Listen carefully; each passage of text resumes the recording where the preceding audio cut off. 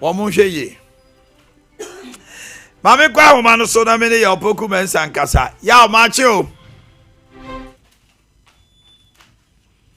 Ya opoku mensa. Hello. Oh. Mame kwa homa no so na me ne ya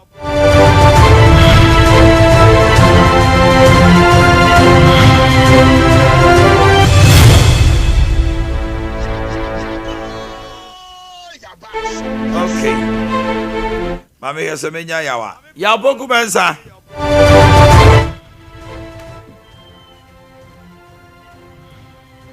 Hello, ya boku bensa.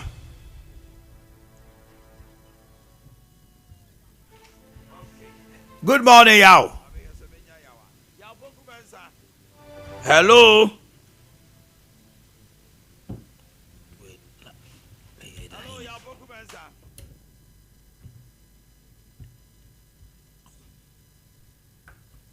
Yaboku Mensa, your spokesperson to Dr. Yawaduchu. Or pro. And you know, Kayanene to train Como. Yaw.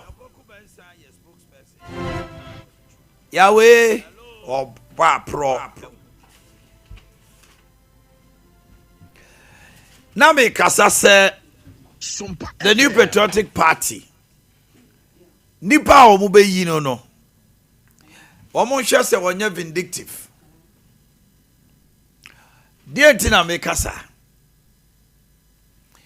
MPP enya ebrebia 1998 omukoto aba osunyane. It was a very hectic rivalry between John Ejekum Kufuor and Nana Danko Kufuor. At a point in time, a certain region Crown failed Kufuor. It took the wife, Sunyani, and no cross that time no na JH men sakwani nuaba no. But Obani Jine Muma Bono Ahafo and Islam through the help of Ali Mahamamo. Isrimfo kabo muni ade asante region kromamwa because you had the likes of Don Kofojo, the likes of Apia Menkanom ekodi Akufo-Addo achi. I remember I was at from TV no meko elections that time nti afina no mo so almost na J Akufo-Addo no timi penny pounds Akufo-Addo no be that me president David ama papa eso ko wi ase J Akufo ebedi ade no the first appointment yeah na Obi a spokesperson for Nanado in the person of Japan, Cabinet Japan. Oye Nanado Cabinet Minister Foreign Affairs. Edidi Mukoya 2007-8 and a koba say J Kufuor exit no, Akufo-Addo buy no, Alan Bebogremu. Right after elections, no, it is allegedly say Alan resigned. If free sad dano be permanent. There has been Alan faction, Akufo-Addo faction. Akufo-Addo didn't wie. An emerging trend is coming. Baumia Kennedy. Brandon Champa be remedy. Then so the door now be Baumia Kennedy. Maybe I say Yawaduchu spokesperson. Ya poku mensa to say. Hello, Yaw. Mami ni menkomo. Eti when I appear sesiano. Uhuru no sa kese wo NDC. NDC to aba wie co primaries na the obeyi ni ti no. You see say whether say or say be man support no cry, you don't see that thing in NDC. Mills by faction kese beto muma chiche pokumonum ne guzitando mu kra de bufuo tete obu party ni ade. But say within that time no ubenya obi say we de we faction Kuzidano didn't have a faction. Francis CM and Obeda Samuamu, they couldn't get a faction because the NDC will ship you in line. Now, Alan Crawford, bebre I know mudi Alan echi later omo say Alan na kra no anya elections I want to show. Onim nipa yentino, a lot of people deserted Alan Chamatin joined. But the Kufuor administration, who come out who say 1 hour ye Alan Chamatin faction or we die in the wood of Alan Crawford or when your appointment is ye ne was a komunya. There were people Makasibe Buanoma no movie say finance. Their expertise will change the narrative. Patrick Yabuama, a very fine gentleman who be any appointments away. Board of crowd here found to so. But it was done in the quiet and clandestinely as an appointment yet and soon souvenir day. Dr. Ananimo all became casualties. Now you are going for election. An emerging trend they say ya baby. It could be a duchum no be pejanity. Obedi kind. It could be Kennedy. It could be Brian Champon. It could be the former vice president. Say MPP for and Sheye. No will you be or vindictive. This is what's going to happen. Your deputy ministers, CEOs, any government appointees or Moody Kennedy. Ebi amrasebe jafo. Osaya oduchum na minim the number of people Moody nechi. But the paper koye baumia echi tafo eye party any government appointees former Kennedy was former for no pa. Educhum de minim and a bright champion so minim. But the two leading and a Kwabra Japan so minim. Omo obi anim so mienu ne die ani mu pa no. Obi a was an enkofo no. E sitting. The minority leader has made everybody known say Oye Kennedy. Eye afenyo marking. Uye ne ucha ne tikra obeto ama Kennedy. Majority minority leaders so. I say chairman Sasukado Oye chief of staff. In waiting. Ediba omiachi. Are you getting me? Eti MPs now omumu acha e bi tag we achi we ta we achi no. Say the udi na achi one win here.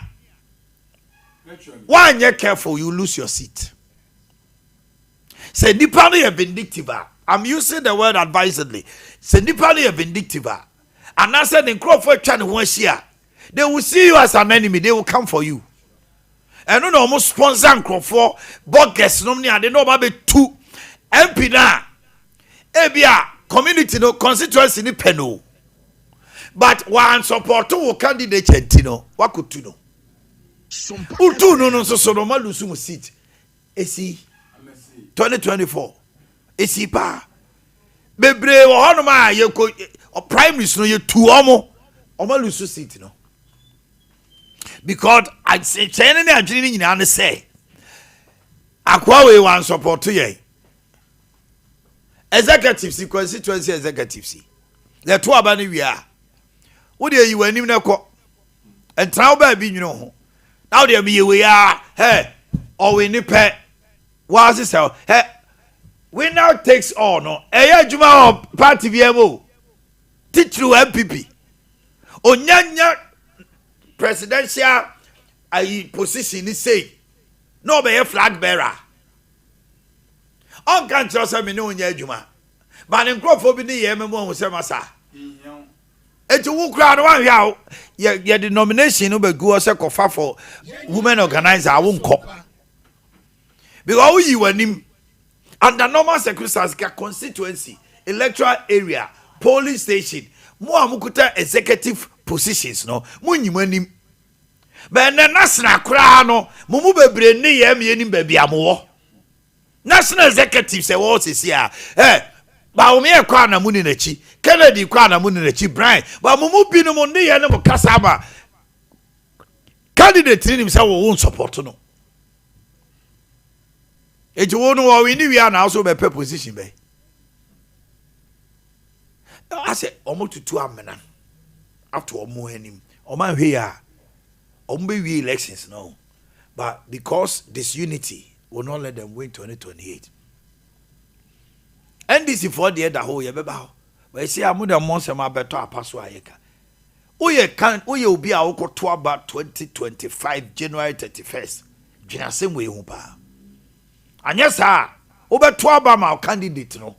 So wo de office wo no na be win. But ni vindictiveness. Ebe ma mo bedu 2028 no. Na campaign no. Mo ana mo ye. Yes, Ombe police station new album. Yomutu aba ni wi a. Obi abe peso akopere krofo de oba wini ni di beko se mo amunim se support no ti mo nto mame enso e bia no ntumi nya adwuma no se bia yawe mfa wo insaba obi a evise bia alan events emission ken ene baomia mo se bi nsan mo omo horo mo ho no wugu nuanu nim asi wie se ya no wo wini a obesa kwa horo no fita wa Ghana fo ni mu ana because onya horo tuntum awie dada wo ni I say this, nobody should come and let us believe say abronye aboa papo ozu bempa PRA for Sompa FM Kennedy kwasi kwati anyone more miracles mo if miracle jobs obi to say Kennedy. You're telling me Baumia is not away. He's away. Baumia will tell him, say, Menka. Anything that will inure to the benefit of Baumia, say, Omo hate Kennedy. Nasa Ade Akye Abia lusua. Baumia will come and preach, say, Mumi and Kamum, then so won't test waka say, one sumano. Abo Papon Sama can say, or man referring to Kwan Hino. Say, Bema Kennedy 1 pointer. What's the Kennedy go can just so nyai? E dey sem na Ghana for anka say obampani jo mama kasa kire yi Kevin Taylor ne ya o ye odi perifo atomo yo aboana na moano. It swayed votes to him. Politician no omoto buba do mo sesi. Because as I speak with you, Abronye is an Asian provocateur for Baumia. Aboa Papon is an agent provocateur for Kennedy. Edu chum nipa akwala bi be kasa. Na se wentima me twene nim say kasa oka wan kan ya. E bia oka ye no, omo calculate your analysis no. E be man 1 point. And you are telling the person to keep quiet. Me na memo no bi bo. Yeah. No ni agrek no. Nipa sia enum. You bend no me a war CCA. Every before na omayina. Say all the 5 qualify. If you present any of them, we are able. That person is able to beat anybody that will come from NDC. Nemo mi fi se me ni panoda. Beautiful. No, I can't do any pambeti me aye. But omontia sienso say Yahweh. Eyetena. Onu obi kwa. Blow no kakra de ebeba. But enkoye vituperation. As anopa wi anwumre utwa adapa. Jobs ne de da bi o na okay if Brian Champon na branche ya ohwe anyway. Ya na say what free Brian Champon. Ya wa my Brian. Ah uni mo. Hey, we say wo. Ada na o ka say we say wo. Oh, we see na branche Brian Champon by nature pay abo amase. Sa. Me say opema sempa. Oh, okay. Azade ebo na dia ne sai adutwuma ne wasizi me sema me ka adutwuma sempa adutwuma me ne di kukuo mu nkomo pa ya oya na ye dey na fe de na ye dey sese fo ne obi na fe ni se ye dey sese na chapo ya me yonko brabo ye dey sese hey Yahweh enyo bre chapo dey invite mam ko to Rock City no credit hodudwo nti na de yi would you yes, let me ask you. I think you are being mischievous. To mind, baby. I don't know, my can't or even command me do okay. Very good. Even say what's a me channel be so I'm a friend. I don't have a personal one-on-one say between Dr. Mahmoud Baumia didn't come up. Come Japan. Ya only me didn't come up. But when it comes to Dr. Mahmoud Bawumia, me far from friend in Komoda. And I can't speak of. Me baby because about me to be. Oh, but to be. They also say to na basane sre. Near man ni pe bi adwene baso ye beka. Oh there. What say you have a personal ya bo ma no ntimi ma clear. Say oh man dey work who say be say ya. Mo mi enu mo se ma kojojo. Oh there. That's no there. And I'm just tell say. Come Japan. Ni fear was so man pa been there before. Eti enu nti. Oh man dey be say one any one have to say o si udre. Ono mo kere dey Japan. Enipa ba ko a mini ne trans yetimi din komoche. Kennedy. I've been to Kennedy's house on several occasions. Enu nti there. Oh there man. Debbie. Enti me John Troda Kennedy do maybe a mene na hia wa chemi sikada brother chapa chemi ba o me a chemi sikada edu twa chemi sikada kobre je na answer me anu tino me see me support na bi o mu nyina party for no fi say o mu fata o mu na be decide ba ye en centrefo a ensem no ye hunu a ye kase e bia we anyway but we know what personal you be with Adichum. It's beautiful. Yaw, who's so what they bright? I don't know.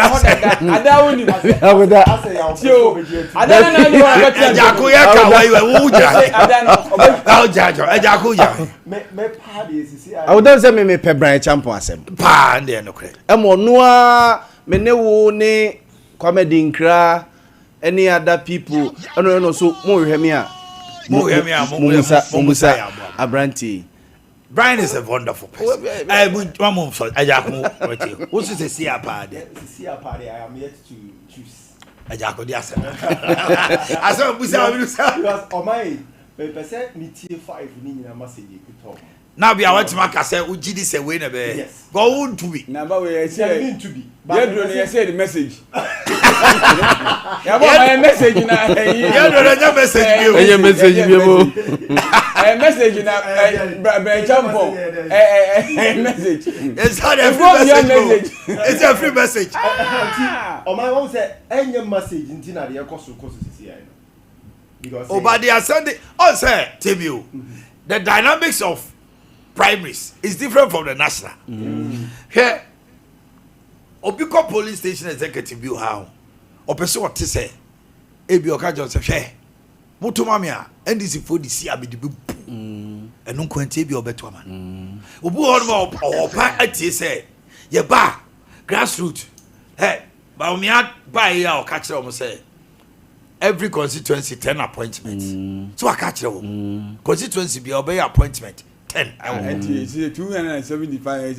What time? About 2,000. And as appointments are buying 5,000. Over 5,000 appointments in a president to be And the half of call every half. But the half of party for constituency na moko campaign na to me aba. Na de wa ye campaign na to me aba me mani bia dia. O ko broni. To watch half na wi. Na ka half no. Omo pro half kura.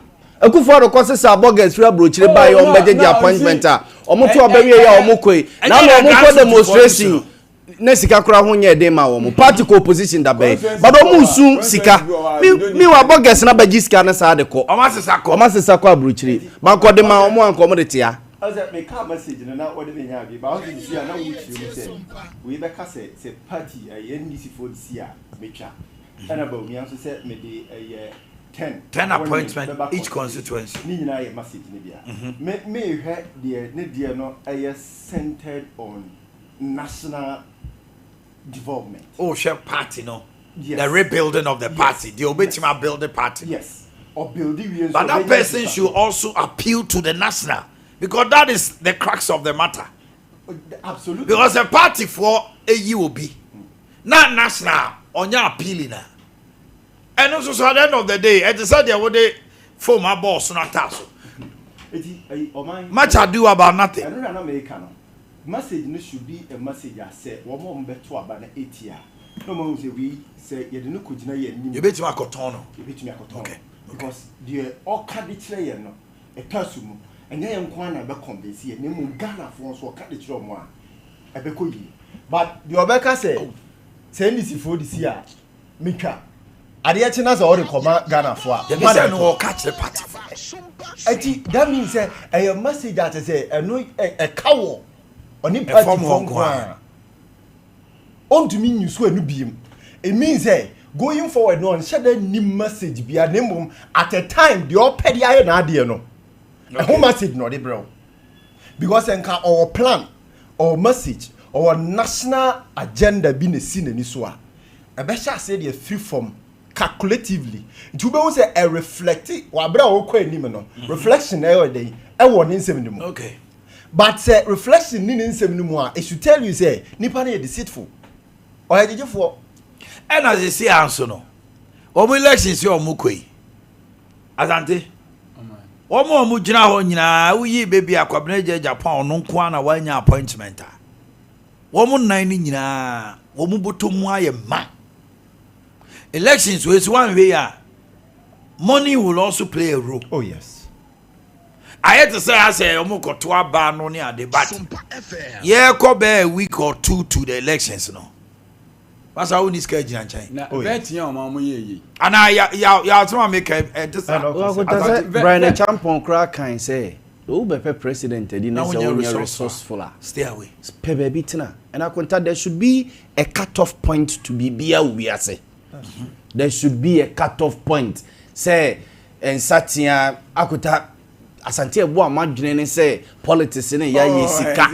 Any when na uni sika. Sebi you every politics ma konta. So uni sika na wo adwene afo adwene na masikani no. sika na ma ohia ni no fa human no na an sika ko human wo je uni bia no opo ba bia tena. Uni bia de beto Land Cruiser mienu. Uni bia de behind hotels. Uni bia omo adi wachi ne wonam koto ne ade no wo de benu aduane ama omadi atonsu ama omba no mo a krati po ba bitina wo fi sa adwene wo otiri mo a fo adwene na masikani no no fa ni mo pro no ma ohia ni no wo fa ni sika na ye ni wo adwene anka wo nyesika oni di anya sika de ye ni wo adwene anka wo nyesika adwene di pesika eno na ewiase die bio nyesika die bio ewiase se nyesika wo die sika tu ye obodo je se wo sika dia woni sika dia woni nyansa for pesky ni ha go omo bet ya course yo omo ka say I go to your day. for pesky Ecclesiastes chapter 9 verse 15. mo akunta ye be ko to bi what do you go to Me pesa me camera for the training. mo Osenkafo ngoma. Etire nkron. Ni giche mu ayedai. Edunum. Ecclesiastes. Di ho. Na meko. Ecclesiastes 9 verse 15. Asanti bie.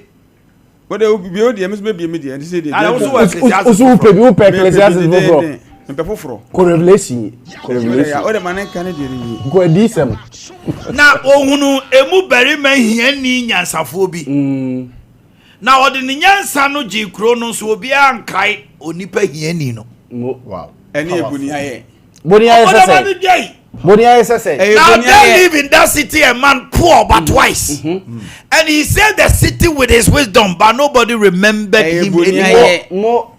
Listen to me, if you are a leader na onsamunye dunia dia resourceful approbe bitina ukasakura yintie osu nim nyansa afa peska enya bible ni na oyandi bia onim nyansa wo kropon num na onane nim dia so gi kropon no si ho tiheni no obi ankai sa onim bia pharmacy kanino no mfa nya duma no maye ni nkoba bi education na ye kwanya nyeska ye si school nyeska ye si hospital nyeska nyansa no Fapisi kanso ka wodi plans e woni patiri ma su na ye wo dispense yete wo so so ahia akota obi a wo plan enu tina obi on ma ho nyansa sem no wo ka wo krom yemfa akota amafo plans do pa basikanti yawe ade wadwena ba so se pani bi timi ba ha no mo nyansa sem o kan ekura asem o kan nyansa nim se ne yesere mo wo dey say bo akọ ba bia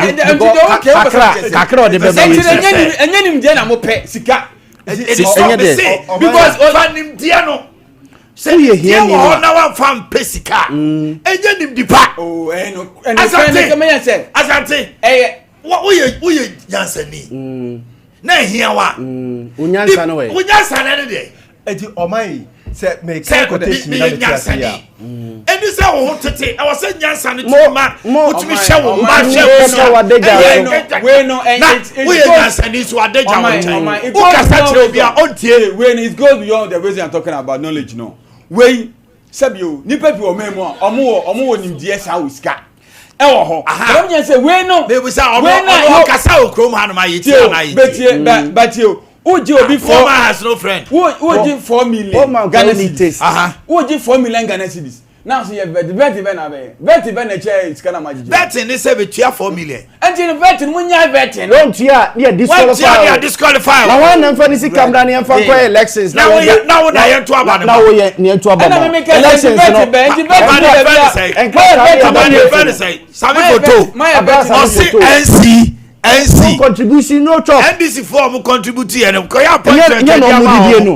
no contribution in this country no in this life oh my media here for say now omukrom ene ahini ekura na omutimi di mane ye oh my and that is where we are now anything now about to the man ebedru samre we are not honoring knowledge why say sikentin kwani be fa company biaso apesika they say if you have and kwani fa company biaso saka wo e dey me because you say we go say as I tell me say who won okay everybody hold on yaw muntemi bema jakoi abrofo edi nimdie aye omo man omo ya defo obi biara ofa nimdie ehunu say community hanomo ade wey omo laki let me provide this solution to it e nimdie ni nyansa community no Mark Zuckerberg was say ye school a obi akọ obi ehun obi yenti ehun ka biem mama nye Facebook yes China ni no ye TikTok or TikTok obi aye X obi aye WhatsApp or the temio or the nimdie no any nyansa no virtual the moment you provide bank for they provide service they are rich yes goods advice the more sad they no should make you rich so we nyansa ni akutanya na manfo bia consultancy firms or consultant ni nyansa no de ma no de ni say kase obi u nyansa ni kresi ho u de nyansa na boa na say u ni obedi house u nyansa I'm telling you masa politics na yasika fo aduane u di bia pa oba bitina ne yanko anim ni 4 million pa oba bitina menti ase wo sa quotation ya ko tu ye ni yamfom so kase pa ye aso man that is the reason you feel say obi wo sika or no was wo lead we don't acknowledge because once nyankopon boy no amoye nyina pa wo obia ne de obeye a bebo na yatumi a lift te se sompa yatumi a lift kumase yatumi a pega de wosi pega erunti se o recognize hiani ne se owo adwene erunti ono ne boa ma mi koduru se ntie ma beduru ha ami pega ne si ha collectively ni nyina ye rise a oman ya build you but one rise no se what be employment services me ye hiani oban patcho udie me ye hiani Ghana ni dey ye hiani e be say dey aba wo minimum akun ya me cannot temasio mate wase but me kire wa kosi the moment you are described as a wise man don't let that wisdom stay and be poor. That's true. The American county that's true. Say me wa hanomo. That's true. Me time to obi fo. Ama na di ye. Ba me ehia me. Say nyansa no. E fa so be ne ba ma. The man say okay say obi aye nyansa, obi aye sikani. No. Ye nyine ntimi me ye sikani but ye obedi e de. Oni de obese de. Edru baby say. Wo nyansa de tu nipa bi fo. Dem mo here to the point say you can be described as poor. E de nyansa na. Say nyansa na wo di eno ni problem a we have professors nimdiani a year shoma dwene ma. The only thing they can do now in Ghana is critique policies and go to because sleep. you recognize your now you recognize your if I don't recognize you, I will not let you see. Yes, I get it. Because in himself when nimdiani nyansa I get it. If at the end of the day so over try o kasa ba ko mienu aka say nyansa sem ni mu a the next time I can say ajako monoma meboa and was say your words that comes out should make an impact. Absolutely. Now they all say we nyansa ni de me babu nyagopon me babu come on to boss babu no papa no Solomon. He asked for one temeba. He asked of wisdom, not money. But God saw the need to add money. That's when you Meba me charge. But through the wisdom, no. Wisdom no nam so de be say o di sika no to sika ne free wiem beguni ne dem o. Yakopon man nim dem no binya. But dem kan wa han say on. Momo point na e say ase woni sika. Yes, I know. And that's formula na marriage no. Formula marriage. Yes, aketwa o. Na no kwabna Japan betina ha say last week na no mienu nyina ne host to ayi kojo pokun safo a okase mo say me amede akwala akora no. Me amede akwala me say oh asema okay na me ode no to kwabna Japan abobra general odi general secretary na bia kwabna pokun safo na enwo no. Bo say me amede akwala akora no metima organize me namfofo ama nya sa 4 million na nya wo. That means we are useless. Abraba boy ni na obo ne say. No flag bearer. Also the president of Ghana now we have 4 million Ghana cedis. Your mama. 4 million. As I told you bibia ye 4 million jaketwa. Hey, wo ya mo o. Bibia ye wo me. 4 million is your mama election to become president of Ghana. Enye ne botom sika. Very good. And so Obama at the $1 Ghana cedi. $1 across. He was able to raise over $1 billion campaign and we need elections. Ghana elections only about 100 million Ghana cedis. Go to sleep.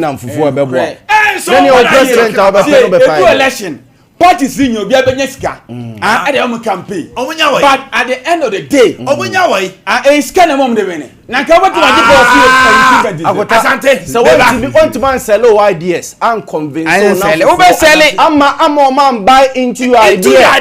No invest in you don't but the bottom line is Yahweh. The bottom line is Asante bibia yo cast na e kwa pro no eya nsuo na gum Land Cruisers na saso no mo de koto no length and breadth of the country no can say that he comes with about 200 entourage. Yes. Hotel bills are ubetia. Money have you talked about it? Oh my, come here say yeah center ye bribia on money because here is the case here. Sikadi ejako sikadi wunya. I'm not saying center but yeah. Because why is it that Canada Japan is touting say? Why is it that many Ghanaians are saying say Canada Japan? Si omutu abama no obebua one the near the we free wa demonstrating wisdom businesses because ordinary nyansa ni nim de abie nyuma eno te bi mu fi say Ghana should now be run like a business. Here Donald Trump upon the gossip asem nyina chi. America saw business of Donald Trump, it almost had to buy. Because during the time America was prospering, 8 years almost America in this life, Asante, whether we like it or not, we can give it a moral suasion. But the bottom line is, say if you are not resourceful, America baby. But we should start to resource these people or more because I don't know why they resource no. Bible no me read the exact quotation. Or say quotation they can put. Okay, I mean man because no say you will be a sikafo eduane ba ne nchen ehiafo eduane ba ne nchen because of the knowledge the wisdom nowadays. And then Ghana but here is the case. You get it. Here is the case. We are only selling money, forgetting say Ashasi na meka che say me twen message no body be call abonte no. If the message is so deep, what transformation our Ghana so then you buy it. Because here is the case say message ni deeper. And found say yaw e ni sika ma support me o. Asante no support. Message ejako. Me no.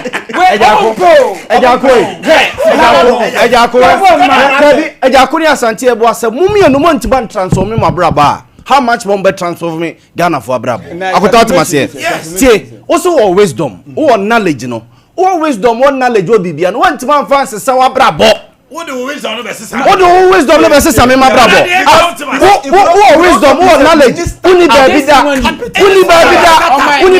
what it. Because wisdom me from abrabo to help you to convince somebody to give you a startup. Yes, you should start something. Wisdom not one fast starting the year more. Who never dare see? What's Ghana? You the Ghana more a day. I bring you with your Kenyan system. Aye. Kenyan system. It should be transformational in your life. I was say reflective about yes in your life. I see a baby and such an idea baby at the hotel now I say. You for Ghana man any nyansa. Be no to grofofo. Grofofo. We are no akosransa no adi. How would the people say about you? What's happening? Emunye du nyansa. But ametime to we for am na di years. E was say me so me who transformation ma abrabom. Akuta do yo ko say ohun no fa yire che. E fa yire che. Thank you very much. Do yo ko say ohun no e fa yire che. Busa for mu peja mu. Kabi raba. Asante. Obedi skana kile. Ada enye sika de dia kile o. Me me kare say it is too excessive. Too excessive. This skana kile. Who dey be funis? Ma be be funis ne. Shey say sama ye kai. You have a revelation. Ghana for Openi bi money. I'm not talking about money. You must say me can say knowledge no. When the we knowledge to help you get money. The problem in Ghana is the knowledge we have. Yes. That is not transformational. Ghana obi be power. The nyansa semo katu etrim. Oba not transformational. Etina the nyansa na ye hunu. Openi bi ka say ni che ori sika ne ba mo ba ombedi ombe. There be sika no onya knowledge na kota odisi odi a transforming abrabo. It obetimi a transform. There's that possibility say ye man opportunity a obetimi a transform. Ba unya onyansa no oda so ti we bi si mu a ye mu abrabo so se fa Ghana ma. Ye de Ghana ba abepede. Wo de wo bibia yo. Thank you just it doesn't mean so when the point is it is too excessive. In everything there are excesses. We shouldn't go there. Yes. But the fact still remains to say me see me won nyansa me won nimdia it should be transformational. That is not transformation. Now one thing the chese was you will be na all catch now say chese me chire say so wo so ye nyansa for no ye India any say hian Debi na me say onim di fo nya hian ni na dia afedi obi o ye nim di fo onyo hian ni onyo hian ni say onim di fo bia na oyo hian ni any o complain sky the point ni say etini ni bia no as it transform me point ni say sika no wo demand say obi make 4 million. Oh, I know the that has been you demand 4 million no. You say 4 million na ye je free honum no. Ye de be ye ABCD. E de ama wo. Say the party no. E de ama wo say be ya party no di so a ohonchire o se yan na scan ne board e ko be bi tira na le be tira no mra. Me ba cho ye me da ma se mu peja mu. Na mo de say asama bacha mo trust why na bidi obachi aye twaso ndo so saka wa bia wo de wo ye jawa last wa bi obekwa na otu blow go be say siriko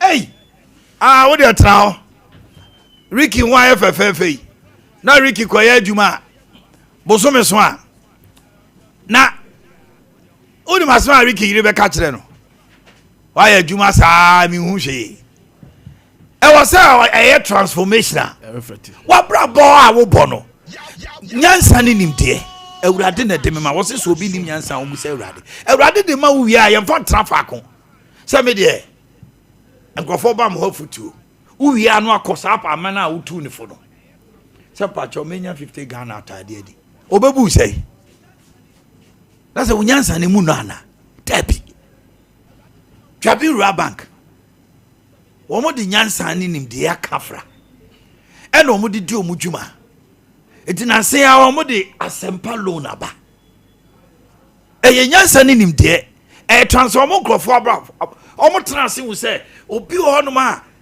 2 minutes na ya friend say ni gusu bi aba ya ka che ne say chale enema bi ho a eye hyew market chale ne ho aye de menya bi ho ha no ma metimi pe 10,000 bi bra na me fama ho afa no ko ne bank bi na bank ne ka chere ne say kofa we bra dwabi rural bank se bra enya nyansa ne nim de say nipa no mo ma no bosia na okọ na ye ma no a mon transform in life na ba no mo ka chere say oh ye de ni sa policy ni wa ha o tije so okọ bank fofra okọ be ka say dwabi rural bank ma ye did say mo kra mo number yes it wo mo de nyansa ne nim de transform in nipa life asema me ka chere wo no asempa lo no ye adwuma mama kwaba ya me twa mo introduction pa George e bom to say my team alo pay dedi ka mama mfa chia ma ye tiefo ne ahwefo I think say ye kasa ye beka wa ha nyina no ana ma summarize wa ha ma ye no ye say sika ene bema wi ase woni sika na che say wasem mobo na ade ba kono abetimi aka sisi ane ne say sika richness and wisdom, they are related but they are not correlated.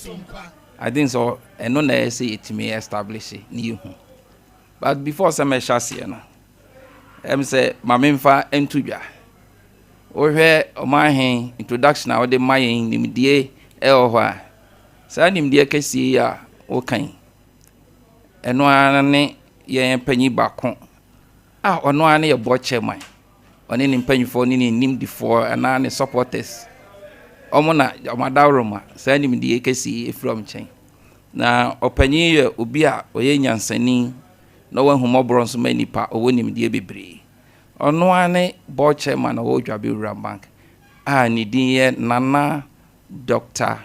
Apiaje Dankanwoso panyi se me ka portfolios ay kitana bebre but I know the beto da chi be ka ho asem Nana dwabe rural bank chia bebre na ye ma happy birthday ay free CEO ene ne mpanyifo ho ane ye de ma Omanhene say in fact say ye can we na ye amfa dwabe rural bank amemu a em say enyeyi because say ye nipa na opese wudidi a say now you business person and say be anywhere say do any kire ese dwabe rural bank nimdia na bebre ni say the Bible kan enti amame mano me na ifo ayra and say omo niema entutoyi de womni because omo for mo ha me bo dwabe rural bank bebre no a obehu say enipa yetimi ye koyanim nanso ebedu ba bi no ne ahwe ase denti na ma ne ba sa nimdie ya ye ka ho asem eni ho eno na dwabe rural bank ya tena ase botaye no say ye pese ye boa na yenya nimdie ne sanya sika ka ho se sa ne ye pese ye dia na ye introducing product bebre be boa yen obi ho a odiye o say tomorrow is never promise odiye enso obehwe America kra bi be ba no sabi no aye osresrefo denti a ye nimdie dwabe rural bank sa gab we ane yaba se ye hwani eklosu ne ama Ghana fo ye ma enuanom obi a watimi adiye ewusikasemu na ebasa enkomo aye yedi krebedu ba bi ebeye bibi foforo enti o hwe a say ye pese ye boa ne enuanom ekomani mu osikasem ti no dwabe rural bank ye di product a ye friend dachinti ene sen uhwe din no a ene ne sade ne dwuma di edi nyina ese efata eye dachi wan kasa wabrabo wan kasa wdachi mu nsem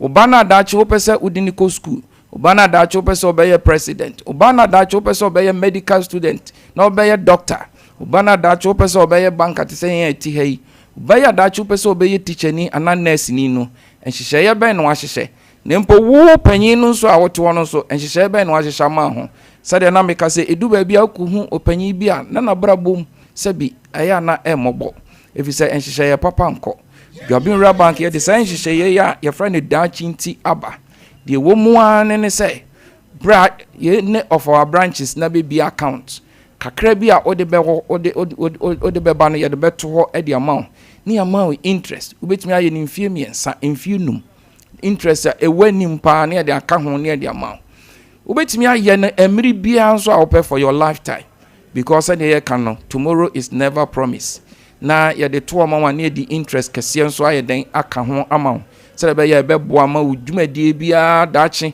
waya kokra waya brewa anampo se yare ba bi no obetimi dia ye den asa ho yare ebi won so kra na du ba bi na yare aba anampo se opese usi dan bi nanso na sika nso enye den enifie daachinti e ba be boa ama watoto susun kakran me di interest kase account ama obi okra na ye school Omanhene du ba bi a ye school sam ukọ ebi no woni mi dia pa sa dia mekan nanso skanti ni dreams nyina na ye den na asay eno na Dwabin Bank ye de daachinti abeto amount said ye wo ye bia de fa kitua bi fa beto ho 10 cedis 100 cedis 50 cedis sika bia wo fa beto na afini kwa wie ne de interest kese aye den aka ho ne de amount ye de amount sa wo de to ho kwa nimu aye de interest no so kwa nimu no na eboa amadaachi wo dream house no watimi aye den atimi asi anasa ka na opese woto no watimi asi yare bi mpo na anasa nso bi na beba fia enya dia obewura ba bi akwakobo besia nti daachinti no sebre eno so da ho ema obi bia Omanhene mesa ka e fixed deposit no sade na meka no obi wo ha ene oni arehyem wo bank ho e so diska bi koto ba bi ana sese ama akwaye ohawa ma no because okoye se okoji ska no ya to bank num the American say Dwabin Bank ye ba ye 41 good years mo ani ewura yi bibi boni bia ento ye nti usika bia wo ho asumde woda na wada fa sika bia wo fa bra wo ba wo se wo ya fixed deposit na ya fixed deposit ni ya wabosumi miensa wo ho ya wabosumi nsia wo ho ana ya wa afe enso de wo ho Omanhene di interest kakraka ayeden aka ho ama na de ma ne ya fa ne kura se sika no mu du kwanimu de a ye wompo na obeka rate a yemfa nka ho obroni friend say negotiable wona wo be kire say mi sika we di emu sunti no me pese me di interest rate we na me de eden eka ho na bank no so anyway di ano na kosi baby sebre ema wo yam hyehyew se wodi usika eba betu Dwabin Bank na wa ya fixed deposit and answer daachinti se de be ya ye betimi amount interest wo usika no so Omanhene sa me de manu si no mintimi free anko enka asempa loan a oka ho asemi na nano sa de bia mekan menua bi a wo ye business person a owo magazine new road oton spare pass menua ba bi nso a owo Dubai market a ewo kejetia o se Dwabin Bank na sa bank papa say wo ho ana wama ye de ho akawo bank bia amoaye obi de adanse aba sa enra ne nam sepe good. Yes, whatever they say is really true. Good. I have been saving with Dwabin Limited, a Joso branch, good, since 2012 for business and salary account. Good.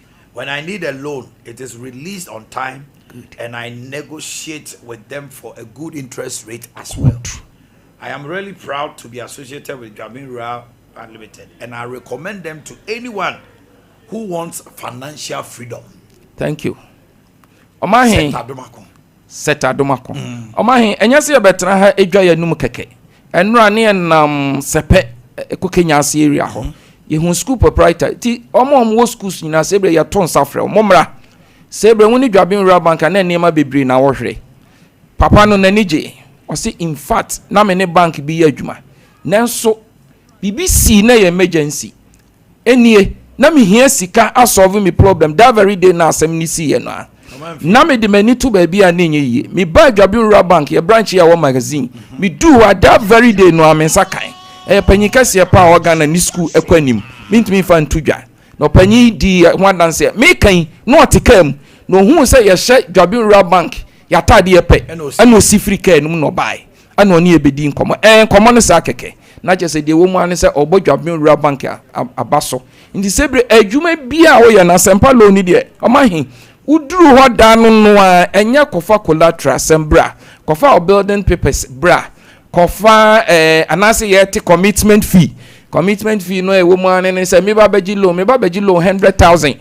Now you say 3%, 2% be at top. Boy, anything we cry now. Good. Loan answer. Alright, kofa lease. Anasa kofa what do you call lien be a tis can be at any hosa. Oba say 100,000 now oja. 100,000 was straight away near the amount. George, my George was crying near the nafe. Omanhene. That's a Nibia. Akuma swadi ene say. That be a busy dying. Now ode nya be ni tia de be. Atu. Empire that's a Nibia de be. Ebo Omanhene bi so ho no na ahobona nya de be. Nya so. The honor Jabin Rabank you account no. It's about more than be register. Omanhene dan ko start say ko han ya nche na time na de be. Aso. Omanhene dudu sa na. O ha dan na say yes the contempt. Sabebepe. Edu sa na bo se na odasani ho de be. Ayemobo. Omanhene yes say dachi na eno ane ne say dem boss kan no. Jabin Rabank say account no. 10 cedi, 20 cedi, 30 cedi, 5,000, 2,000. Omanhene ebeduru afene bako awie na wo se na se dia de be abawanim sa preparation nyina wa nye pe na rent time so a Omanhene odem sa be de be ebeguti nti esre etiefo na hwefo nyina se susu account no enfa na Ghana wo Accra Temale Kumasi baby ya yes distance is not a barrier odi e bomode answer be de be free Omanhene biem last time once now kan odi ya shares no ha dance e say there enipa mo badwa be Rabank abato shares no Omanhene e say your branches nyina wo say queue no kwa na de be koso which say shares no be na so agiatum nti esre tiefo nyina say ubia oni shares bibia no kreditia market adwoso professors nyina no say shares om guso mo de be omotobi Omanhene ne bo no so nya de 50 pesos per share which ma to every 100 cedis de be echo eni samre no hwe me phone no so adum say course ene messages na ba no Omanhene e wani mu yi pa yeko enti ya de telephone numbers no e branches na betudwa enti Omanhene what 1 minute pe. Okay. I'm say why bank because of say yeah dream near per se yes several your customers well no say all high profile customers nyina yeah they are your corporate affairs managers and now officer yeah you know about Catherine inti yeah per se you know the kakra yes into am so all the branches no about to Janet telephone numbers no Omanhene me that say okay now you say high corporate I say high I say Omanhene at some ya Sompa ya I infuchini ye bi di da bi no kre obi onum kra na e bia opese ukọ other traditional banks na ye wo executive banking ye wo private banking no exactly obi wa opese obi Rabank there be kra nti ofra sa Rabank fefefe pepe one na pamfo say e ma na hye wase so ye kama bibri private bank de ohunye fa ma ho there be no kra ba ko pe wa wo kan so wo on tia say no kra oba ka tremi entie wo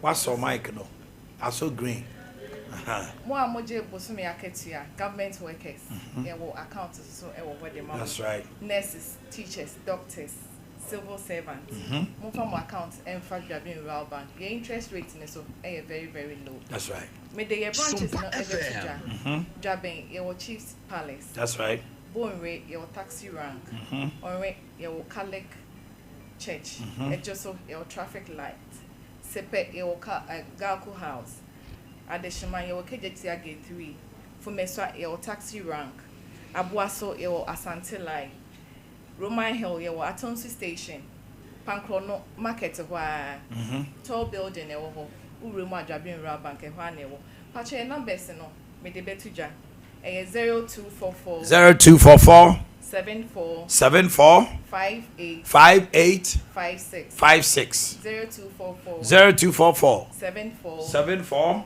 58 56 and 0243 72 82 92 yes Omanhene mami correct ya yiki to ebi number na 0544 0544 74 74 58 58 56 56 0544 0544 74 74 58 58 56. 56. The other one no boy in there correct. Oh, okay. I know Okay. do no air frame in na me go studio immediately na be free ano. Mesre so mo free back. Ya da masepa. Okay. Omanhene Saturday we are there ni me aso. Ye market storm Roman hell. Ti Roman hell the phone nyina che omo so bia fa ne Ghana card in the picture. Market stormy. Stormy kese Yo, pa right. ho no. Yeah. Why? that's- Okay, abusian for the mo be see anomo na ya to adwumade no so amamo. My panel are ready and seated. Ya the adwumade no hye so na honorable Akuako Frimpong insuta former MC wo fie ha NDC Asante Mantem ha founding members ne atitire ne empanifo e wo mpa no odi mu akotene pa sanso so ena see I don't pay what charge. I don't pay what charge. Honorable the Pope to say Munyina obi a ho ye de the pamcho kuku ajando I need you here quickly na na honorable mo party there na ekoso na am anope me chia.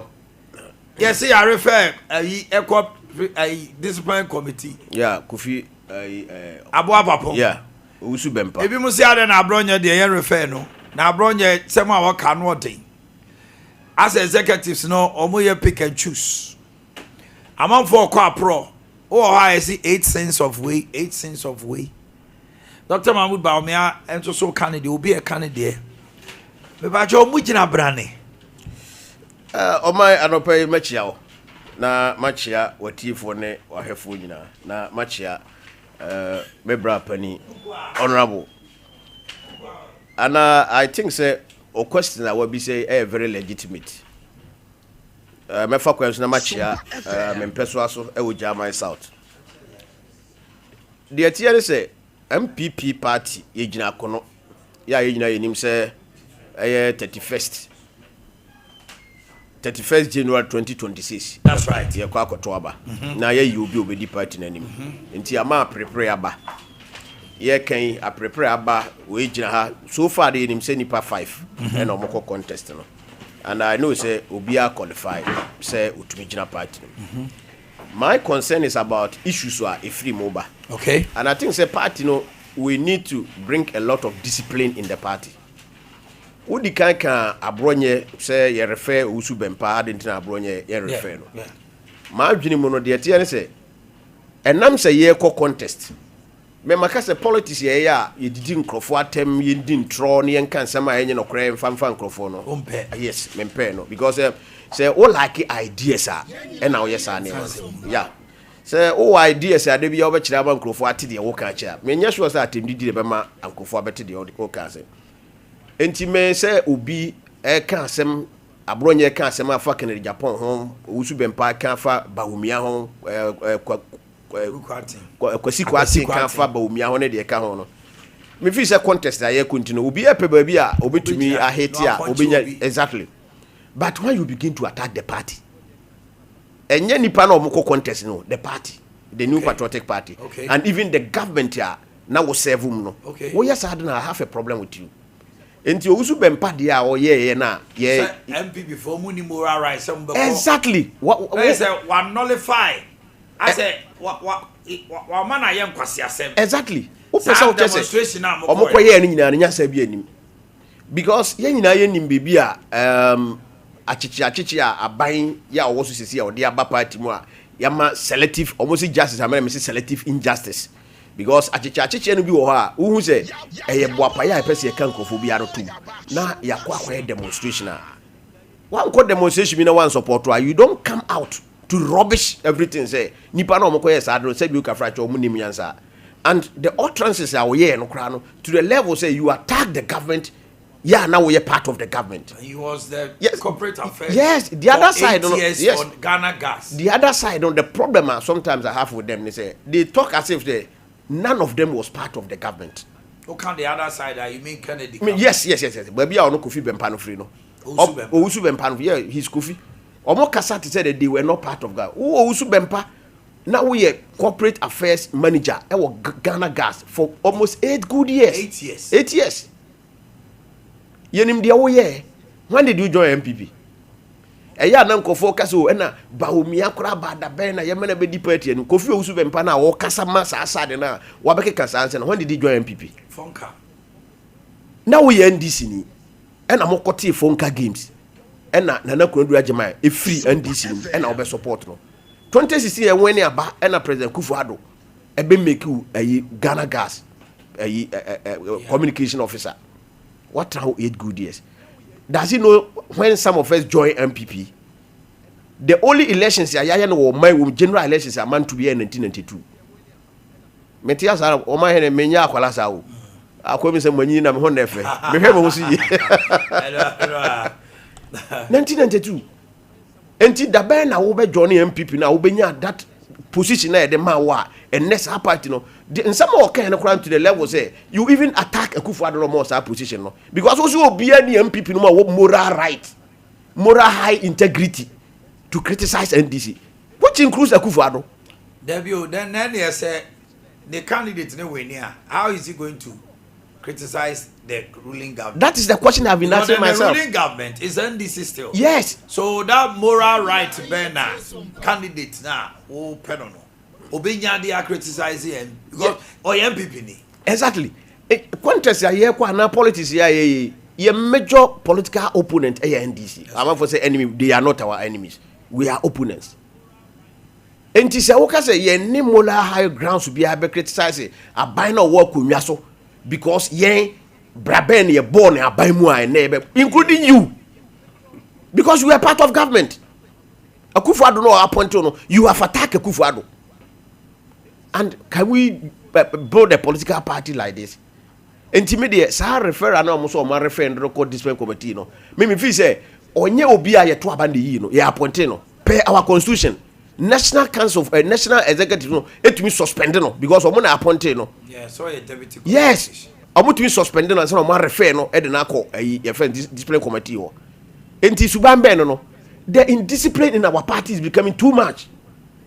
Is it that the national executives are not cracking the whip and answer almost so they don't have the moral grounds and also we need the let me use advisedly the balls to crack the whip? No, I sometimes ya na me could ya na me re homo because of the contest ya be minim say why na bien say unya general secretary be ko bi some of the executives to was here nti say who take decision be obi o person no contest so exactly we interest nti and we yes hard no nti sometimes I sympathize with them enyo mo a contest and a party na e wo ma e bia yo mo adwen say obi a na obi ape na no ikura yi constitution kura o ka say we are all equal before the law no ye nya judge bi o ka say animals farm and until ya to abayi bi mo so mo ye executives o mo hwe point no so no o man some of us be can bra ya bre o party mu a me ye party na ye di akire ya ye call ya ye ba ye nyina no only the last 3 years and ye me MC na MC ya ye obi a o wa aban mu honorable crowd DMC more than almost 16 years ago no kwanya of fast one ne benefit ne mo nye no me am bad no ade kra I can't compare obi a ya fa MC na ye de wakoto salary ebra 2016 NDC MC for free power on ye do koto yo as a salary na ye fa 2021 no president say covid aba enti government appointee bia no ye nti obia 30% of your salary and no anso ye say ye recover ebra o salary buy na arrears na no ye nti sai we nyina mfiri so when they take all those things from you skies and kawo gene 2016 na when do meanwhile abaya adwuma for ya to omo akatuem almost 8 years na MPP wo power no almost 80 to 100% obi en wa ya to na akatuem as an MC for 8 good years and ODC yes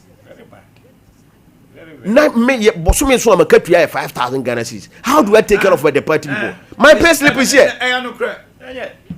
na wo wakotena Ghana Gas NC did there 18 now say Saudi no so amwa aban no you are my apathy TCMCs na e come out the MCs omo Akufo-Addo aban but people saw them exactly and felt to say omaye because you ma ka fufuo na otim enti obi hu ka fufuo na office say you are okay you are in government yeah can so me si fu akwabna e be fa no yaw e se utuka we eno ti na ye mu bi ye firi akonwa so be si nne me sika ase na lock wa assembly ho because all the time honorable netia you need to pre-finance one pre-finance ya adwuma na enkoso because assembly adwuma na ntise de wo sori anopa na wa tro check say monko bank na monko yiska mreme endi say me de me kan nam na nkra na me ko na say me niska I have to pick money from my own pocket na me tofu na me de gum baby am kwa akoda no exactly enti de wa ye gu woni nyina sika nya mai na won saka enti wo be fira konwa so no wo sika ho enti wanya MC na DC obedi wa de a obeni papa be sin ne me sika ka assembly no I'm telling you, because I'm a bofiga assembly, you have no idea. Uko kakra on bet my propaganda say obua sika obi di no sabe ka che say exactly. Now abua papon e kofi osu bempa wa kotra Ghana gas and allegedly I'm telling you allegedly your party for ebi so omo ko so omo kopa adwuma na say obebo omo a who demand certain things from them. Emma na wo ne party na ba opposition a office wo nya adwuma ma party na ye to aba wie some people me offer me program so a me ntumi nkasa member baby am free ba mo program na de account me to free bro region na better Kumasi 2 good weeks sometimes you get home about 11 pm e bia nya post ya o mo dia wi o ma so akotena bruchiri bogus bebre ko o mo discuss na wo no wo nya samfa so wo nyina de nkofo e ka ne adan na yi a wo nya me hu ye de pacha no de me nim ena make na me se me hu de nkofo e ka na wo betra se na se party no e take decision na me awreho se me wo ho ne se look ye nyina ye nya factual ye ko contest me I have said say I support Dr. Mahmoud Bawumia because to me ya ton no ena obi a minim se ye ma akufo ye ma akufo ado na NDC for ye ma Mills omo ye ma John Mahama no adenti ena ye se ye sa ado de ma Bawumia.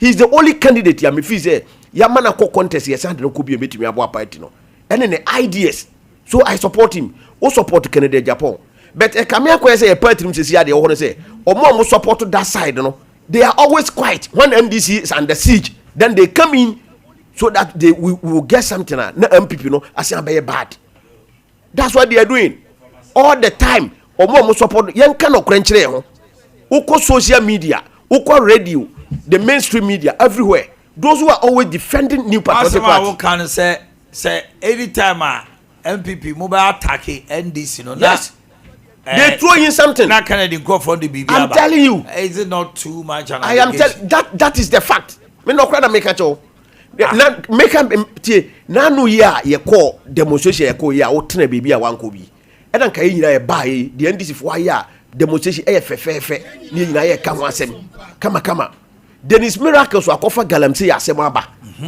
Emma Ghana fo nyina som akokonyako Emma Ghana fo nyina som ama manfo why we say galamsey fight Asian pick him because of his effort and you have some of these people omo ti baby na omo defend NDC ye wo power no de na wo ye fa galamsey ho a man NDC fo nka sa ne ye defend na wo ye sa na ma we nyina office party na open here na me de caution na me send menim say Dr. Mahmoud Bawumia ben win the primaries no onwene a obesa nwene inshallah by the grace of God as president of this country now it's not going to be business as usual omo transi omo do omo nsase omo damiri fa no omo nya adwuma no ndisi fo a kire bibi omo nya position omo nya aban ye hu positions omo aye na o kofi owusu bempa unim nya nsase me adwuma na wo ye no wo fi say de mama nka mitumi ye mu certificates na kura mo some of us also hold masters no bi ye kura tutu ye kura other certificates from outside the country into unya say wo timu anti esa na wo kotena abonten ye boabo ano na mo abahwetim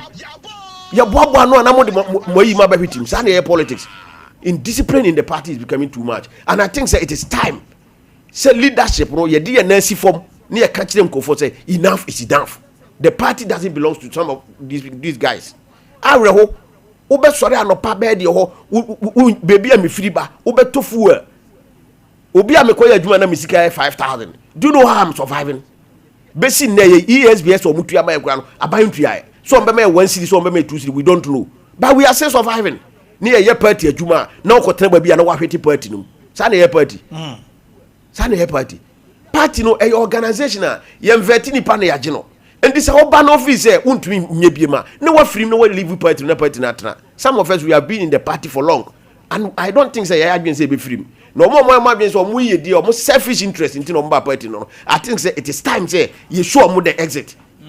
Na e kakakra no ebetimi aboabo no. And this you can do some of these things in NDC. Yes, they you crack can't. the whip. I say You can't. I will deal with you You can't. straight away.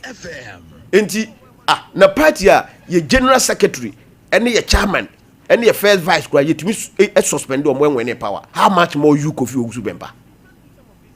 How much more you? NDC did same in 2006. Exactly. Enti say your ma discipline ma party ni yan kan of crunch some of these guys are because obanra when your ho awie enti party be go enwu. Na sa na party. Wo say nne no a o kina be dan ba na obi nso benefit from the kina no. Na ye na make say yes send signal say you win the next elections na minim say betumi anwene na appointment na omo ye no say nipa na ye kose so omo fira abonten ba ye to ababia na omo so akotra bojere omo nim nyansanse obi a. Okay, that is coming from Honorable Andrews.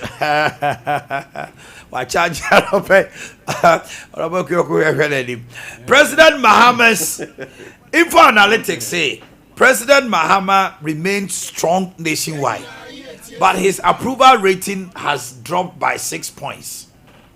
Is it because of Galamsey na who some page bill no ana?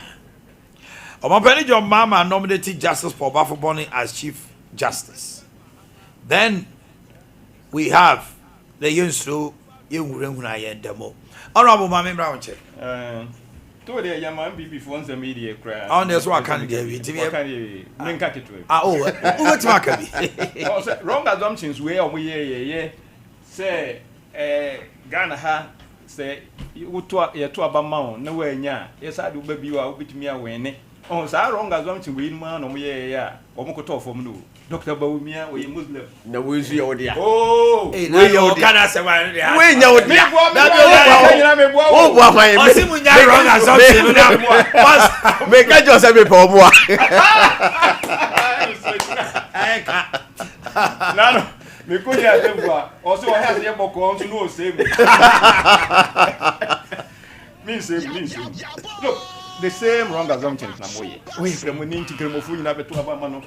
And don't go for estimate me or no an echo. Mimi don't go ninty amount for Betu Abama. Ning I wrong assumptions. Unim and no my backward here, Dr. Baumia, no mammy nupe and a maker. Dedica Abia Monche. Or no Ancasan Casano, Minim, Esemutin, Nicasa or Casacra, a month for and wow, Nicasano. I don't know. What can I do, baby? Nakasano, ABB. Wow. Was it? Oh, I say, punch in the man. That and carry and you're charismatic. I'm saying, Pino, when you're and going to Clinica.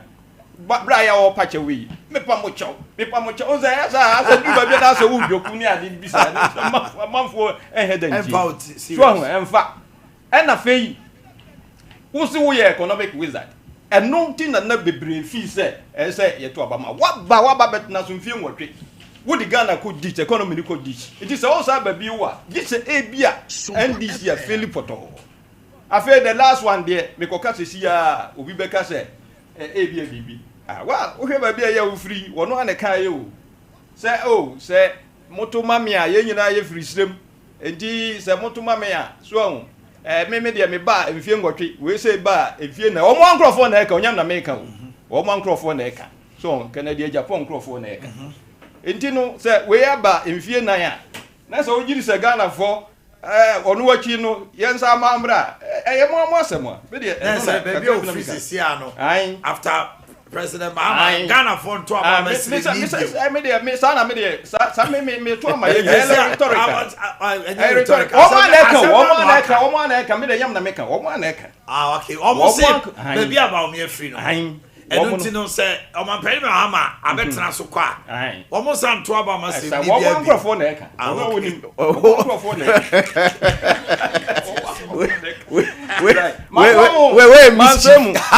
mischief. Okay.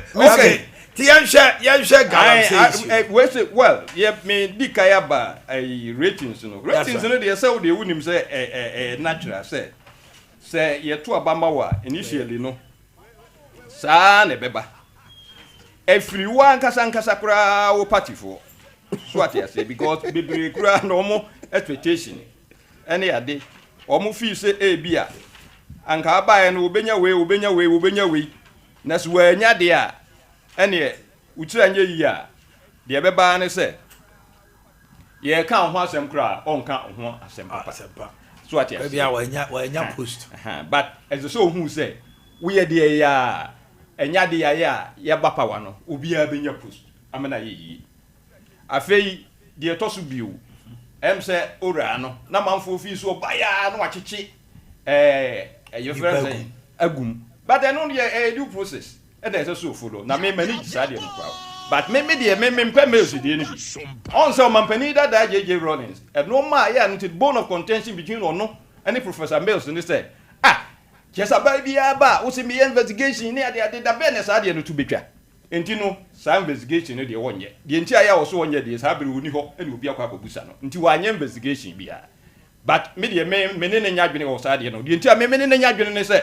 obi a ne adwene a ya no enti wo de kwa aba mu hwe me nue wo kana semo ya odi sidie ya pa na wo kwa di si mfie bebre ba bia ya ofri ba ya wo koko di si no se me wo ka kire me kwa nka me mara ma di si no so ati ase but wo ya na dwene so o pese obebo o man e bia no onim de wo di si mu me ma di si mfie edumiensa na echi minim de o mu nyina so o ka kire me a from Nala Secretariat no nka me ma biti na me Omanhene be gina ha se obi a ya my Nala president my DC fo nyina pani na ma di DC emfie be dubiensa obi ani bi wo Ghana ha se abai bi a ya obeba wo so ti DC fo akatua so de sa de mo me nya bi da it was bad so ye wo mo di bi ye se en se sa de no ye twem free Ghana kora se DC fo obi aso otimo akatua so so mo so original because sa de no nya de ya ede eboa enti enu ka ho bi ena fe wa galamse de mi migiri se de obetumi aya no ye na enya de ya da fo mo because galamse no ne kon no se de achi agi hini no se wo so wo ko a this onya political wo but migiri so political wo se de bia me ba ya me ba me meka no Omanhene your mama or political will. Yes. E bi me hu ni sa. The entire ya me madwene am say wo political will ni say ono no onsa ma biosi meto aba emfama no na obi anka say wo be no galam say for the minto aba ma onsa ma biosi ento aba ma no. Okay. Nti me de me wo me gidi say as say onya political so na me de that is my assumption. Okay.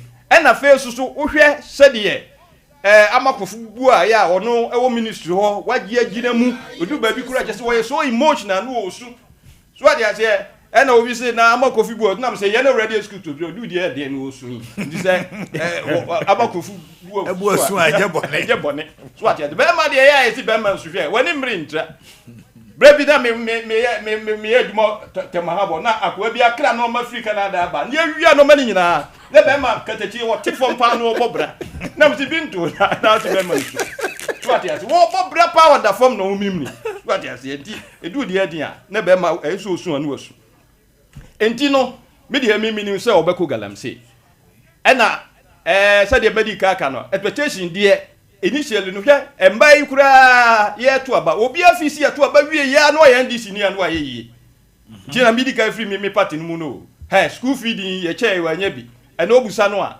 enu nti kura e bia no wadwa so ati but ora no de bi gidi se de o ye no sa na eso ye no onti mi mfiti preku pese me ba ye amachi obi bi agum nti no no marketing kiti we but say development de on say ya de bi no so expect say o ba ye da ba bi ti say bia say wia entempa na bi o wie bia afari eno so e due process kakra kra ni nyina na nyame bo a obeye enti sa ebre do nkwa wie ye na obi ahu say e modern ma wo bo no enfumso bi e de so ne ya na wo ye no me de me sa na madwene ye me say ne ya na wo ye no but eye natural say oba foforo expectations in the high afi bre ko no na e bi binom wo mo adwene e be so sanom de ade senti na bre bia ho se Ghana ha ye to aba de edika no ne ma adwene so ye beto ye to so bi na eswate na fe wa hwe ye wutira nya yi a efie nwotwe no kwa wie no na wa hwe yi a na che so wo sa kofie but we dey omo say aban no aba but after 9 months no I say Ghana phobia started complaining say omu hu no hwe no like employment jobs this that acquiring and no mu there na we catch us ankofo sa eno na me hire mu no say akwai look a quite be Omanhene hwe kwa be ya ya omampani dada nadado any MPP edi ma contract sa contract yi any gota bebrebe yi wo aka bi peye o sa ba bia ni ho ya wa ba yi gota chem etene no da be yi na nyina obetimi ai da bre bi wo ha me na bibusa ho se mi busa ho se me nam na gota de yi ni sa me sinti sa de we sei contract bi ba ya na o timbetimi ya na okotna ho no wo ye ana say ye de contender na ye follow due process na ye de man so onye kesa utimu hu se ba bia ye yi gota ya nti ampampa no tender board ne ye de koye na ye due process ne follow ye na ye de ma contract me dwene ho kra me mente ase ekwa bia wo Ghana ye enti wo sika ye betimi de atua kan enti se se hwe ne ye hu ne ye betimi ye ne de enti nye enti me gide so obi wo wakura bia se ne kwa ye ha se omampani adanado ene MPP abaye breso ene ye ha se sabre yintimi nto aso bigiri sabotre na sie nya because ni nyina ne yintimi nya ne preko disi ye ne kakra kakra that's right sa disi ye ne kakra kakra and honestly say eno ma wo mo yeye ni kwa mo fa so wo mo yeye o ma hindre bia meka amwa agenda 111 ka ho bi abra ya wo mo ye oh e bia 50 na wait me ya ye wie na che won safri ho enti minua insensa na no kro frame na ye di nkomo eno le bibi foforo na ye di nkomo minua pa na opposition ye di nkomo oba ba mu ye di nkomo me ma ba mu opposition ye gusu ye di nkomo na ye me ka say in fact advice kura wo de ma omampani say wonye agenda 111 na kura mpo no emwa me ne ye banta wo another forum na waka say kire say by no wo ambition na mse mo ye over ambitious emwa ampampa se de ko wie dodo na omo ntimi enwie basenka mo ba ye ba bi ti se wie mo awie ba bi ti se fari mo awie na sa agenda 111 no ba ko na se mienu ana miensa kwa na mtimi ya anka manfo ni beso ba bebrebe no mo kabu mu no anka anko sifi se omampani mama de o kan se ne adu be se 70% obehwe se obewie na wate ne nsa ye de afri ho na ne enu 70% ne yanka se ye nye o na so ese etu ye bo ase because so ka se wudi akira Omani sika no wan hwe yi a ba bi ba ko pe de beko na ne ya Canada sectors no na nya dai bibie nkoso ho enti bi de me gidi se ne kwanso aro no sabre yi finance minister waka bibi se ansan na obi be hia tie se oye kwan no this year man commencement certificate bi gidi se ne kwanso a ye ne sa ne betumi aboa na se obi asori a o se me kwakwa ye kwa maje konta mi yigota se ye ti ha ye kan nanso sika ni ho a ye betu aka sa no man de emboa ntimi de me bigiri se ratings no de ntia ya ebe mara ko but see hwe yi ye NDC fo see hwe yi because kosa no na ka se nyahwe ya nyame amoa emboa because Ghana konwa no se ye de mawa otofa na sisu wa hwe yi se peye pie wa na woko nti no ma bi wo ho a see hwe ni de obi aka bia no ye ntie ne mfa nka supam na fe ye hwe se ebetutu ye no ma yi honorable on the issue of approval rating and galamsey no yeah Oman I think say honorable Kasim Kaka just second ye wo mamu amanfo ka say president Kufuor ntumi nye president da ana memwa ye ka say na Kufuor ntumi nye president da memwa say amanfo ka atames ye ka say ntumi nye president da even after 2016 president Mahama lusu ye obi anim say nya do we but today he's the president Kufuor do be 8 years Kufuor ye ka say yes oh asante for de kura no konfa no chia bo omudua nti asante ni bie no obetumi adi Ghana konwa da Kufuor be di mfe nwotwen now ye ka best presence a ye nyomo under fourth republic a may I know say president Kufuor oh nti so because ba omia free ha nti ontumi nwen ontumi ene de ya tibia bre nti enye news nti honorable na me say ye nkrofo omo ka omo betumi aka because na me say ye contest say o tubu nkyene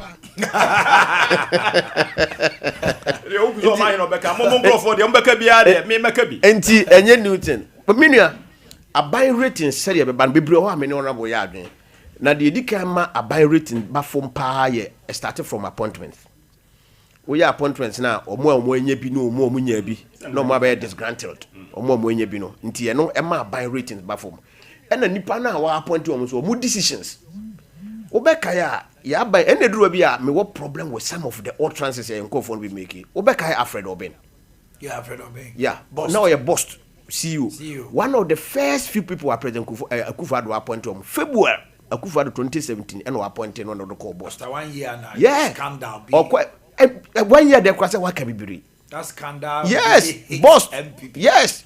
Oil no I say aye dirty oil. Yes. Contaminated oil. Moving pin among sensem. Ena ye ko omutu committee so omuhwehwem. Omuhwehwem say company na e ono ankasa na dia. And this oil na ye we ha. Asay and say ya. You created the company within period na ye appoint ono ha ena okusan koton we. Enti we kura nya say governance and sensem na ya. Esen ke prosecute no. Ena President Akufo-Addo yi no si nchen. And the shah said the first scandal that hit MPP government. Today he is out there talking about Adidija. Why? Or no, say Adidija. You lose a ban or more fear dua approaches. Yes, or did there was say your party for no and to a Bamman candidate because one no more so or Kennedy or one no more a first Abamun or Mudidija polling station for no and unti and a man polling station for Bufuya you lose elections. In an appointment, no, a course of the government then. Because first scandal no when e start here owie no oye say or co primaries ebra yi no free boss one or co primaries and he told us e wo ho videos say o wo ska into otua sika ma delegates no no say latter part the latter part o ka say o the dollars what the cities ba me dollars obey dollars and am pampa ni sika o san ko when primaries no he lost the seat. Yeah, said 2024. Yes, he seat in the western region hono menkai the last time he lose here. One of the safest seats for the MPP. And these are people who are appointed or more. Almost a ni ratings bafom. Today they have 90 degrees. Accusing the government no appointing no or no come government no rating no bafom no. And the people that you appoint or to ma ratings e bafom. Ba ko na example amede ama no.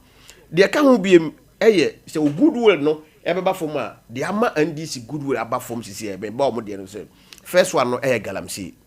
Because they told us a lot about Galamsey fight. Omodi ye politics. Now, omo presenti issues no as if Galamsey started in 2017. Meanwhile, ye hunu video ye anas one Al Jazeera for ye 2010. The late President Mills and na omo interview ana okasa. Ya omo yi nsoma ya na chamfan sisi so. Na President Mills can say the way man Galamsey no say ye nso ye nyina ye hwe kwan fa so e be resolve. But NDC created a picture. And I ran to say the Akufo-Addo buy and a Galamsey buy. But young for Galamsey no anya politics. So 2013 or 2010 and you find politics. The only thing I make say Akufo-Addo and say 2016 elections no or Boakye area. And oka say Galamsey no and confodi di hono when say say your forest ni yinsu into ono ba. The obey say obe form is our community mining no na regularize it. Say be Akufo to and this turn it. Ekache nkrofo say Akufo-Addo so oba obegu Galamsey so they should vote for NDC. No mo do omunya aba no a ade chi ya obi abekwa akwa ne Galamsey. So what they created ne say omo core communities no omo ye man na omo akoka to aban no so say omo ntiase ma munidi enti Galamsey no mbo mbegu no omo ba kroma man no ni ho a omo abeka kire the elites no omo krom say o MPP aban na promote Galamsey e wo nkura na ase. So people had confidence in the government. Say opposition no say ombo mbetumi fight Galamsey because baby Galamsey na do say me nua man ehu because he say we have been told say control media ye di kura no free those areas no is contaminated. And the amafo nya confidence in the government say obetumi fight Galamsey no. Today we have been told say Galamsey fight no iOS. And the confidence we rate no definitely it will come down. Your policies into confidence and kofonya wo mumu no a omba no montumi implement no eno they told us omo the artificial intelligence ebe fight Galamsey state of emergency omo kan ho asem today ela na ebo mine ho besi ne ni nyina that one nti amafo hu say na ade a wo ka kire yenye no na wo ye nti definitely your ratings will come. So decisions of government when you were in opposition what you said and what you are implementing there can be a 24-hour economy omo flagship program. Yeah, no, mo can opposition no. Obeka as MPP, your flagship program Akufo-Addo sha say 2008. A free senior high school. Onemu a win 2012, the same to win and obe win 2016. By September, now kwala na BS school omoko now we start free senior high school. So we ask ourselves to say what is the 24-hour economy? Because Itando is in charge of the secretariat. Or say the 24-hour economy journey will be very difficult. But they will get there. Why didn't they look at or see all these things in opposition? But they threw it out to say 24-hour economy, it is coming to create 3 shifts job for the people. Ubi bakwa anopa, no ubi akwa wi ana ubi akwa wibre. Nti mabunu no nyina omokodi omoachi no. Esanka bi na wo regional coordinating council ana mampo municipal assembly omo hoi enkomo start 8 o'clock na ebobi abe 2 ana omo apon. The new set will come in. Ebo be 10 na omo apon. New set will come in na omo so abepon anopa 6 o'clock. But we nyina ye niema omo kan ya Ghana for the to abamo. Today you cannot implement it because it is not possible. Inti eno ebema rate no abafom because amafo no hu say nye no kre na oka kire omo no because majority of the youth no omo amamu hu ye no nyina yakufu ado 8 years administration because ohwa enkwala no bebre ho omunya 18 years omo omunya free senior high school for example ono ne maame no a na otua school fees na na ye free no so no ono wo hu say wonya aban papa ebo no but ono no a ono otua bi da no ono fi say o aban no de me yare say me twa my bet exactly me twa my bet me weni a aban no atim tax this ade a meto abatia no nti onim say odi so be man job no ono ne de ne the surest way to life nti obeto abama no today that person is disappointed definitely when you interview you can say de me dwene ye nye no e no mo yama me so your rating will come down sacking of your friends and crofan o kan finally yeah amanfo aban we buy yi nipa more than 40,000 edi nurse for aye fa omo ya omo start adwuma January be si na ye ntu omo ka nan demonstrations be hunu bi e wo northern region teacher for aye fa omo be de omo aye demonstration ebi 9 months ni ye ntu omo ka so those people no nurse for me ka say ye tua allowance no kra ma omo so ya age adi nsu ye beto atia ya age adi nsu ye nto today that person has completed school and there is no job for that person. That person has completed school when you're a Jumano in Pianaka. So definitely that person, when you go back to that person, you will tell you say, dear me can't know I'm a twabama, you know, until ratings no a paper form. Until last one year, Ora no can was him, and the arrest. A man for a chichomo, ubi near her TikToker, etin baby as some of the can issue be a near cochino. Selective justice. A man who say, dear Woyeno, and yard the part. Abandoned projects, honorable can was me. And the last one ye Ora. Honorable Kai, Ora no. Omo presenting ourselves in Crophobia, we are my sika. And you omo buy so omo just says can in Adema abano. We told them that you should be very careful. And never will be why a perception. And internet corruption, say I can't want a Ghana, I can say perception of corruption. Perception. And don't just say that is the reality. But the uncle for agreement. It do better when all the documentation is before you. Then you realize say the material opposition American yes are net here. So it will be very difficult for you to implement. What would say Dominican fantastic lawyer, fantastic lecturer. But to buy in this is never why you na be brain no and cover bia or no kasa who say never be why. And say no what we say on kasa biem even court no crowd deputy stream side and ye ho adwuma. Nti when we say o take decisions bia aboa no. Nti we mu nyina ka ho enro ma do so. Okọ assembly sisi a drip machines ya buy the buy ya. Na yesi nka emfa nya adwuma no uduru aya parking nyina e na amamfo akwan ase ubetumi dia greedy ubetumi dia ye can decentralization mebo mo abaso da bia meka se wo hwe kwan o mo afa so a because of my background in decentralization you know kwan ya afa so ska resources where come assemblies no for the first time in the history of this country resources where they akwa assemblies no e bin see that I must admit 80%. Yes I must admit and even the quantum of the money 2 quarters or more release some of assemblies are getting 90 million. Mem assembly first quarter they had about 2.3 million Ghana cedis. 3 years in Namidi no okamisi nyina bo 2.3 million but 1 quarter pay that's what they've gotten. So some of these things on there me feel say omoya there but niema e mo ratings ne ba no because ha niema we obi nti assembly onya adwuma assembly na yen kama na obeda hu say assembly bi anya 90 million from common fund but we there e visible na ni ehu ne kwaya ka ho yen grade ye fence in the project ana ba bi wa na o ye tse me krum kwan e free gingine ko Sompa na contractor wo so ya wo yeso adwuma ye to aba wiye no ye se obi anya na adwuma na ehwehwem no besi ne ekwan no ofa so a wofa nti this are some of the things I be feel say they are affected your time no crash ona bo say na dey man kan body bia oh so dey wa kan oh make say dey me and they are the kakra bi okay no me boa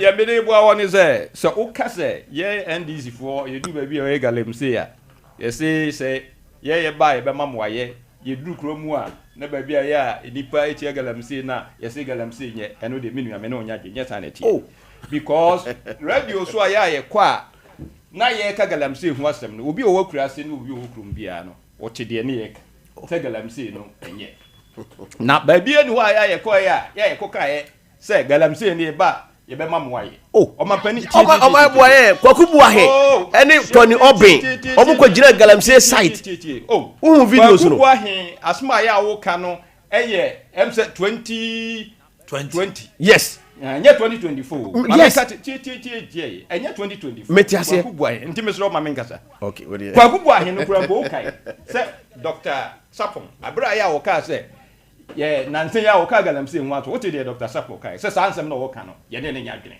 enti no ono aya wo vice chairman no kwakubuahe oni post bia wo party ni mu the current president himself in opposition said say omo aban no ho na wachi omo galamsey hu aya jeli omo nyina obo be release omo nyina omo amnesty but o ka say enye omo na ye oba be chicken pins enti omo ba omo chicken pins no na was so busi utie Dr. Abedi kai Dr. Abedi was say man for person ye google am say ye hu ne china eno de wan ka ho ase Abedi mo amu peace bi a no one of the constituencies in the Western region. Well, Gina simply to can say, Galamsey no, Moncoso Namunia, Nasu, be a basso or Babe Hamwa. I have to get this name. Amen. Because of Monsema Namoka. Because I asked money. One hour by move, and yet the opposition. And I'm also or you opposition more so Gusunya. Walk second, a dear best second now can was them. What ya to a baby? Now, what by Edding Kugu? Ye catch it all say memfa enipa biu ko sa banfo fro baba sa bre no na wo say enipa no now September for this way well September for no ya ye ntua Omanhene ni nyina meba ya wo say ye ntua omoka no obi na e bibie wo afa nipa wa due process no want me anwie na wo che da make no be ebi ho kura mpo no a ese se wo gi clearance no wa anye Nessa clearance no buy anka din be na din say nipa no ya fa no financial clearance. Yes, financial clearance baby. How do you appoint people without financial they had it. Clearance? Mama spy. Then clearance no omo anye. Afei yemra drip. Omanhene asem be na na ye wo so amemekan. Make say drip no implementation no very difficult. Me dey me perspective no.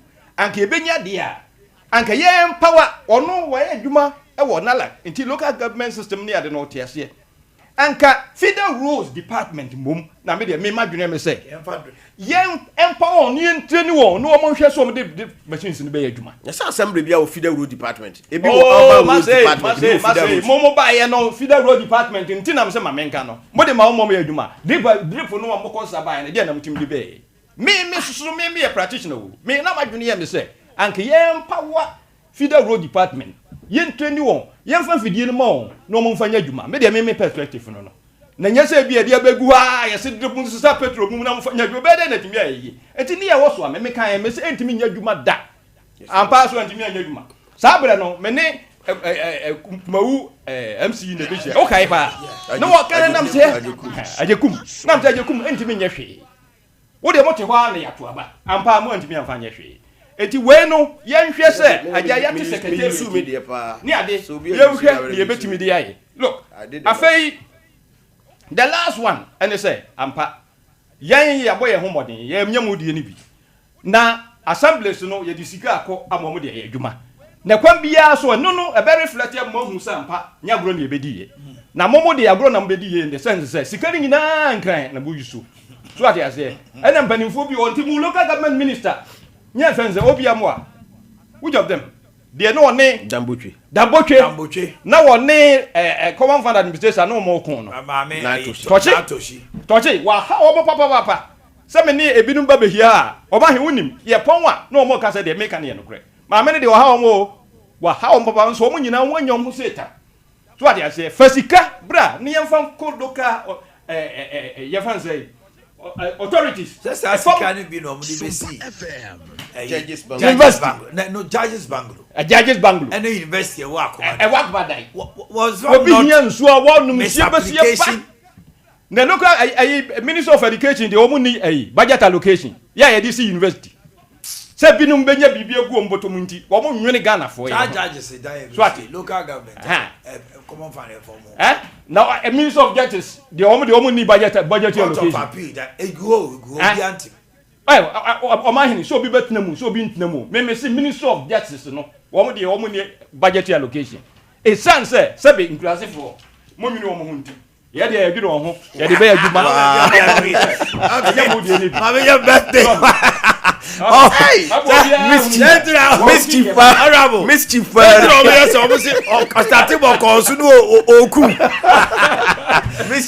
do happy birthday to my wife, Madam Charlotte J of Mount Sinai Methodist Kokobane. From your husband, Honorable Dennis J, Unit Committee Member, Emina Boedi Electoral Area. Happy birthday to my daughter Pamela Kumi of Arizona, USA. From your mother Anna Asubontain, Gladys Apia of Omanhene Yaw Nkwanta, Kakape Berimadro sends this to you. Our son Ronel Asafwe J Donko, from your parents Mr. and Mrs. Donko, and Dr. Kofi Aboagye Dompem, Obibini Blackman Company Limited CEO, the producers of Z Natural Mineral Water. The Hokani Mrs. Esther Ofuria Boakye. And Dodona Nimnisi a friend of Ohima. Ohima, a wife of the CEO of Brukutu. Your husband says, Ohima, you've been a wonderful wife and a wonderful friend. Also, no Dowa Kusi. On behalf of the entire crew here also, entire membership of Liberty Conference. Ohima mona mama executive conference dey can say nyame hira mo pa me gidi say de awurade aye ne say odimfia ka ho fie ho ye beda no ase pa abuja for me de mo besi ha meda me two honorables ase wo mo kasa o ti say nimde ni nyansa wo enu ntina wo mo ma radio nkomodie ye de ntino mesremo a mo call radio no so sa no ya mo nye ne sa asem penifoi obia di atem omo demonstrating their wits and understanding yabo ma obia we last quick Herbert Yeboah, CEO of Yabet Company Limited. Herbert Yeboah Kickers will actually Kruma. Okay, Herbert Yeboah, Yabet Company Limited. You are the chief executive officer in Navy. Happy birthday to you, Herbert. Kickers, oh, you watch it. Yabo was your more trinka. Nobody I see. And also, you're Mrs. Cassie. Not only the queen at the same month. Mrs. Cassie. Yafusia. Yes, it will be you. Anita Boom. Mrs. Anita Osebonsu. And you, Mr. Cassie. Okay. And Anita Osebonsu. Happy birthday to you. First Lady of Mokpa. You're my trinka. We are okay. I'm going to confirm Mr. Cassie. You're my trinko. I'm going to pass.